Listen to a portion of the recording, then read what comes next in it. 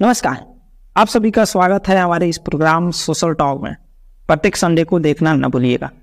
आज हम social talk में एक ऐसा सोशल इशू के बारे में बात करेंगे, एक ऐसा सामाजिक समस्या के बारे में बात करेंगे जो कि कोविड-19 के दौरान और तेजी से बढ़ गया।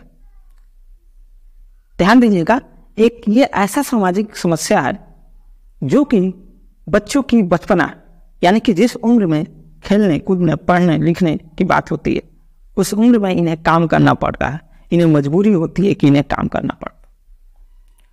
हम आज बात करें एक ऐसी सामाजिक समस्या जिसका नाम है बाल मजदूरी।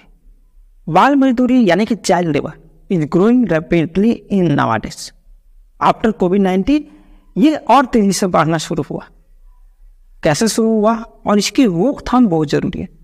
हम बात करते हैं 2011 की सेंसस की, अभी नहीं 2011 की जनगणना होती है और इसमें पाया जाता है कि 10.1 मिलियन बाल मजदूर हैं हमारे देश में। इंडिया की मैं बात कर रहा हूं। अब ये आंकड़ा आपको छोटा लग रहा होगा, लेकिन ऐसा समझिए कि 10.1 मिलियन लोगों की बच्चों की बचपन मारी जा रही है काम करा के उन्हें। हमारा संविधान का आर्टिकल 21A ये कहता है कि सभी बच्चों को जो कि 14 साल से नीचे हैं उनको फ्री एंड कंपल्सरी एजुकेशन देना जरूरी। फ्री एंड कंपल्सरी एजुकेशन ध्यान दीजिएगा, यानी कि गवर्नमेंट स्कूल 12 तक अप टू 12 तक ऑलरेडी स्कूल खोल रखी है फ्री एंड कंपल्सरी एजुकेशन देने के लिए। एक और चीज समझना इसमें बहुत जरूरी हो जाता है। एक कहानी सुनाता हूँ और फिर सोचिएगा कि क्या फ्री एंड कंपल्सरी एजुकेशन की मदद से ही सिर्फ हम बाल मजदूरी को रोक सकते हैं या फिर और कारण है। क्योंकि ये कहानी सुनाना इसलिए जरूरी हो जाता है क्योंकि आप सर्कमस्टांसेस को समझ पाइएगा, चीज़ों को समझ पाइएगा कि बाल मजदूरी बढ़ती क्यों है। ये कहानी है कोविड-19 का दौर का। चार लोगों का परिवार, पति पत्नी और 2 बच्चे, एक का उम्र 8 साल और एक का उम्र 12 साल, मुंबई में रहते थे। कोविड-19 का दौर है। कोविड-19 बहुत तेजी से फैला, पति पत्नी की डेथ हो जाती है। अब बचते हैं 2 बच्चे। ऑलरेडी उनकी इकोनॉमिक कंडीशन खराब थी और इसके बाद माता पिता का साथ छोड़ने के बाद 2 बच्चे, एक 12 साल का उम्र और एक 8 साल का उम्र। बड़े भाई पर ये दिमाग एक रिस्पॉन्सिबिलिटी आ गई कि छोटे भाई को भी खिलाना पिलाना और उसकी देखरेख और खुद का पेट पालन पोषण करना। अब उसके सामने एक ही काम बचता है, बाल मजदूरी का, यानी कि उसे काम करना पड़ता है किसी कंपनी में जाकर और ये बाल मजदूरी का शिकार हो जाता है उम्र से 12 साल। ध्यान रखिएगा कि यहाँ पर हम क्या एजुकेशन ही देके उस बच्चे की प्रॉब्लम को सॉल्व कर सकते हैं? नहीं, यहाँ पर सिर्फ एजुकेशन देके प्रॉब्लम को सॉल्व नहीं की जा सकते हैं, और भी कुछ देना पड़ेगा। जो बेसिक नीड है उसके और उसके भाई की नीड। अगर हम बात करें पूरे विश्व भर में, चाहे 26 कंट्रीज में 70%, यानी कि 70% जो बाल मजदूरी हैं वो आपको इस चीज़ में यानी कि खेतों में काम करते हुए आपको मिलेंगे। इसके अलावा और भी चीज़ें, जैसे हम जाएंगे अफगानिस्तान में तो सोल्जर की काम वहाँ पर, सोल्जर यानी कि कम उम्र से ही वहाँ पर सोल्जर का काम दे दिया जाता है, उन्हें सैनिक बना दिया जाता है बहुत कम उम्र में। उन्हें पढ़ने लिखने से कोई मतलब नहीं, बंदूक चलाना सिखा दिया जाता है। आतंकवाद का एक स्वरूप मान लीजिए।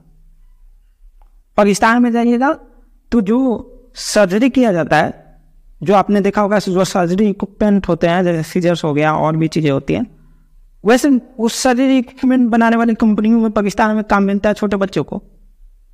ये सोच लीजिए कि किस लेवल पर बाल मजदूरी है। इसके अलावा चाइल्ड पोर्नोग्राफी, चाइल्ड ट्रैफिकिंग, बहुत सारी चीज़ें हैं जिसमें बाल मजदूरी होती है। एक उम्र वापस कभी नहीं आती है, चाहे आपका हो या हमारा हो। आपने अपना बचपन जिया होगा, आप बार बार याद करते होंगे उस उम्र को, लेकिन थोड़ा समझिए जिनका बचपन ही ना रहा, बचपन में ही रिस्पॉन्सिबिलिटी आ गई। लेकिन सबसे बड़ा जो कारण है वो पॉवर्टी है।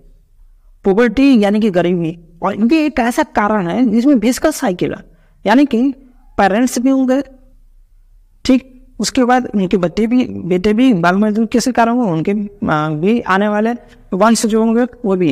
कैसे ये चलता है इसकी बात करते हैं।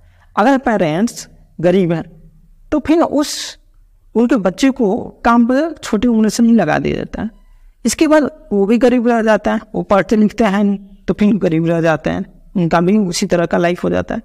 और फिर उनके आने वाले जो नेक्स्ट जनरेशन है वो भी उसके शिकार हो जाते हैं, और ये होता है विस्कस साइकिल। इसके अलावा नेचुरल डिजास्टर सबसे मेन कारण में से एक है। जैसे फ्लड आ गया किसी एरिया में, अर्थक्वेक आ गया, या कोविड-19 का दौर पेंडेमिक आ गया। इसके साथ क्या होता है कि बहुत सारे बच्चों के पेरेंट्स खत्म हो जाते हैं इनके, या फिर बहुत सारे घरों में जो कमाने वाला व्यक्ति है वो खत्म हो जाता है। इसके बाद क्या होता है कि अगर बच्चा छोटा है उस पर रिस्पॉन्सिबिलिटी आ जाती है कमाने की, और जिसके चलते ये बार बार के शिकार हो जाता है। इसके अलावा एक और कारण कोविड-19 में सबसे ज़्यादा देखा गया, और स्कूल बंद होने के चलते, और स्कूल छूटने की वजह के चलते, और स्कूलों में भारी भरकम फी आ जाने के चलते कोविड-19 के बाद भी बच्चे छोड़ देते हैं पढ़ाई, मनोबल गिर जाता है, 3 साल 4 साल पढ़े नहीं, फिर उनको क्या करा देते हैं कि किसी काम में लगा दिया जाता है। गुजरात जाओ, सूरत जाओ, ये फैक्ट्री में काम कर लो, ये ऐसा देखा गया। इसमें लगभग आप 11 साल से लेके 17-18 साल तक ज़्यादा आप देखेंगे, तो ये आपको देखने को मिलता है। इस तरह की भी मतलब ये सारे जो कारण है वो सबसे ज़्यादा कारण है आपको बाल मजदूरी की। और इसके अलावा एक और चीज़ है, ध्यान रखिएगा, यानी कि व्यापार, बच्चों का व्यापार किया जाता है, चाहे उनका व्यापार पोर्नोग्राफी के लिए किया जाता हो या बेचने के लिए किया जाता हो, स्लेब के तौर पर बेचा जाता है। अब हमारे गवर्नमेंट जो है बहुत सारे इनिशिएटिव ली इसके लिए। तो what are the initiative taken by government to reduce the child labour, इसके बारे में हम बात करते हैं इंडिया में मेनली। देखिए, सबसे पहली चीज राइट टू एजुकेशन की बात हुई, सर्व शिक्षा अभियान लॉन्च हुआ कि हम बच्चों को पढ़ाएंगे। पहला इनिशिएटिव तो ये था, फ्री एंड कंपल्सरी एजुकेशन देंगे। लेकिन इसमें भी ध्यान देने वाली बात है कि क्वालिटी एजुकेशन की यहाँ पर बात कम हो गई, यानी कि सरकारी स्कूलों में क्वालिटी एजुकेशन नहीं देने के चलते बच्चे को पेरेंट्स सरकारी स्कूल में भेजना नहीं चाहते हैं, और उनके पास पैसा है नहीं कि वो प्राइवेट स्कूल में भेजें, और इससे बढ़िया कि वो कुछ कमा लेगा, इसलिए वो दुकानों पर रख देते हैं या कहीं और रख देते हैं। बहुत सारे कानून बने हुए हैं चाइल्ड लेबर को रोकने के लिए, लेकिन उन कानूनों का ग्राउंड लेवल पर अच्छे से इम्प्लीमेंट नहीं हो सकता, तो ये नहीं होता है। तो ये भी जरूरी है दूसरा चीज कि उन कानूनों का इम्प्लीमेंटेशन अच्छे तरीके से हो। जैसे national policy on child labour 1987 बना, यूनाइटेड जस्टिस बना, ठीक। इसके बाद राइट टू एजुकेशन एक्ट की मैंने बात करी, पेंसिल स्कीम चला, बहुत सारी चीज़ें गवर्नमेंट की स्कीम्स। लेकिन उसके बाद सिर्फ स्कीम्स बना देने तक नहीं होनी चाहिए, कागजों तक सीमित नहीं होनी चाहिए, उसे हमें ग्राउंड पे भी दिखाना पड़ेगा, यानी कि सख्त इम्प्लीमेंटेशन होना चाहिए। इसके अलावा ध्यान दीजिएगा कि गवर्नमेंट ने बहुत सारे इनिशिएटिव लिए, इसके अलावा बहुत सारे एनजीओज हैं जो कि इसके अलावा काम करते हैं, वो चाइल्ड लेबर को रोकने की काम करते हैं। जैसे बचपन पढ़ाओ आंदोलन हो गया, केयर इंडिया हो गया, चाइल्ड राइट इंडिया हो गया, ठीक है, बहुत सारे हैं, राइट इंडिया हो गया, चाइल्ड लाइन हो गया, चाइल्ड लेबर, ग्लोबल मार्च अगेंस्ट चाइल्ड लेबर, मतलब ये सारी चीज़ें जिसके बारे में बात होनी चाहिए। और बहुत सारे एनजीओ अच्छा काम कर रहे हैं, अभी भी कर रहे हैं।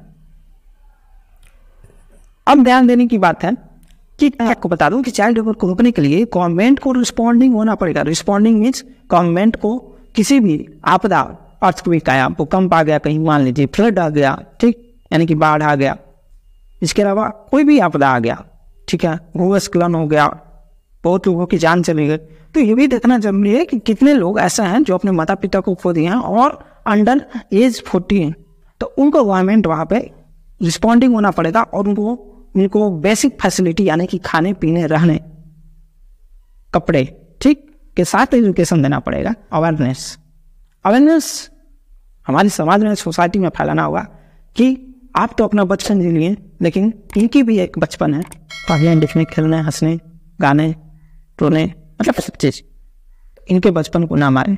सभी का बचपन होता है, याद रखिएगा, उम्र कभी लौट के नहीं आता है, इसलिए हमें सभी लोगों की उम्र की रिस्पेक्ट करनी चाहिए। सभी लोगों का बचपन होता है, इसलिए हमें उनके बचपन को बचपन की तरह, अपने बचपन की तरह देखना चाहिए और कहीं भी चाइल्ड लेबर हो उसके खिलाफ आवाज़ उठाना चाहिए।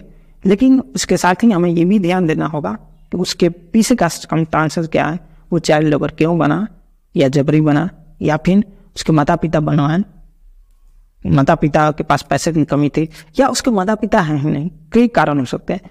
तो इसके साथ ही हमें चाइल्ड लेबर रोकने के साथ ही हमें उस चीज़ के बैकग्राउंड को जानना पड़ेगा, उसके बैकग्राउंड को जानना पड़ेगा और उसके लिए कदम उठाना पड़ेगा, तब जाके हम चाइल्ड लेबर को सही मायने में रोक सकते हैं।